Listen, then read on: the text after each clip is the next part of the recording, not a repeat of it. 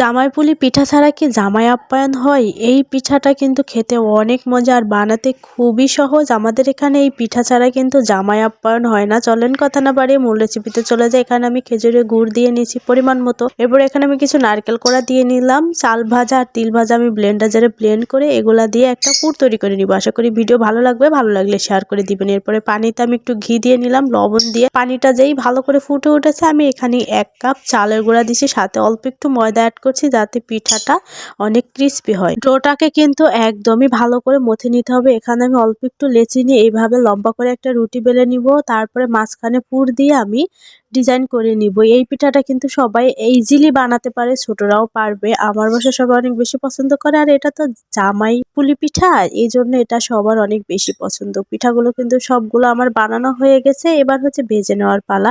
আপনারা চাইলে এটাকে কালার নিয়ে এসেও ভাজতে পারেন। আমি কিন্তু বেশি একটা কালার নিয়ে এসে ভাজলাম না। আমার কিন্তু সবগুলা পিঠা ভাজা হয়ে গেছে। খেতে কিন্তু দারুণ ছিল। এই শীতে আপনারা একবার হলো ট্রাই করবেন এই জামাই পুলি। সবাই ভালো থাকবেন। আসসালামু আলাইকুম, আল্লাহ হাফেজ।